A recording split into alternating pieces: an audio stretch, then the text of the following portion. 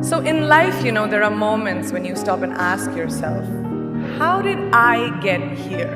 Like, why am I standing here? Well, this is definitely one of those moments for me. And I find myself going back to the beginning, back to my roots.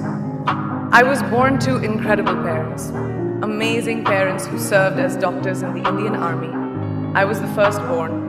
And as far back as I can remember, I made my parents very proud and happy 99% of the time. Okay, slight exaggerations of personal achievements are allowed from time to time, don't you think? My brother was born a few years later, and even then, nothing changed for me. We were both given equal opportunities, and I want to emphasize this. I want to really emphasize this for you because I don't think a lot of people might understand that being equal might seem very normal. But where I come from, India, and a lot of developing countries around the world, more often than not, this is an exception.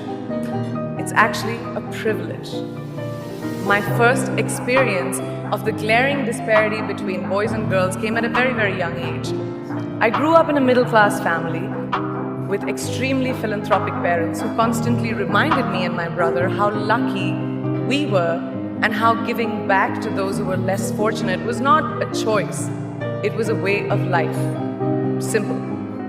I was 7 or 8 years old when my parents started taking me on these visits in a traveling clinic to developing communities around and villages around the city that we lived in called Bareilly. We were packed into this ambulance and my parents would provide free medical care to people who couldn't afford it. My job at the age of 8 was assistant pharmacist.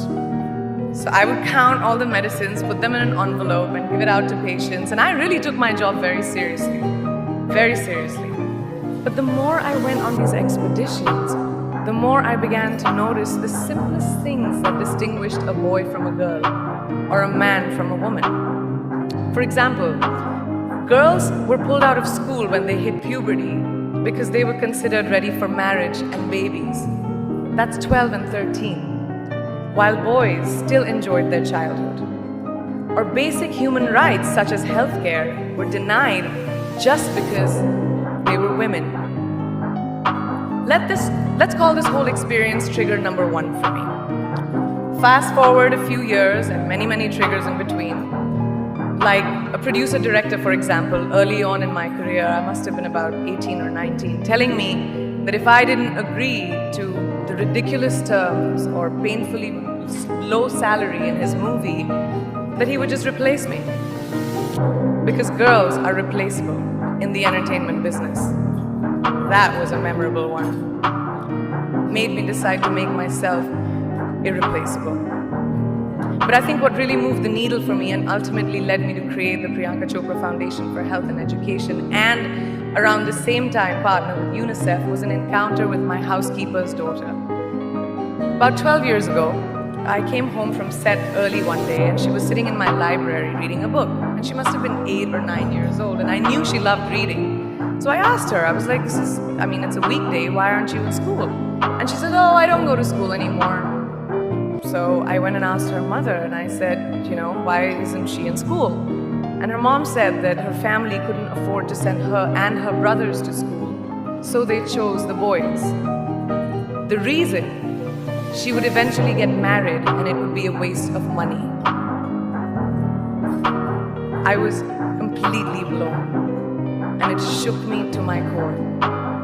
Eventually, I decided to cover the cost of her education so that she could continue to learn, because education is a basic human right.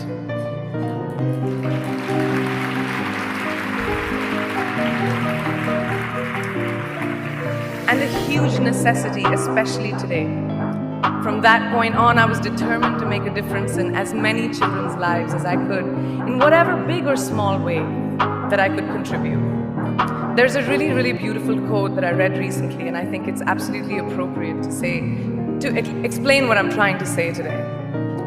The hand that rocks the cradle, the procreator, the mother of tomorrow, a woman shapes the destiny of civilization. Such is the tragic irony of fate that a beautiful creation such as a girl child is today one of the gravest concerns facing humanity. Girls have the power to change the world.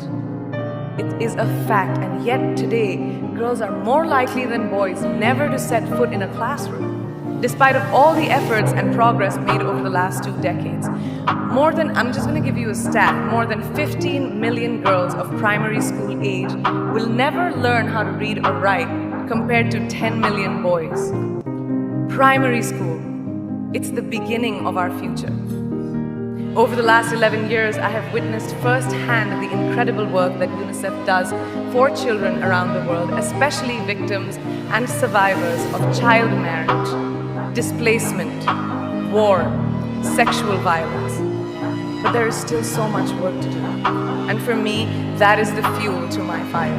The reason I am so committed to this cause, and that is where my passion stems from, because I know that a girl's education not just empowers families, but communities and economies. A result of her education, we all do better. It's just as simple as that. As entertainers and influencers sitting in this room, I feel that it's our social responsibility to be a voice for the voiceless, which is why I applaud each and every woman in this room for being such a badass.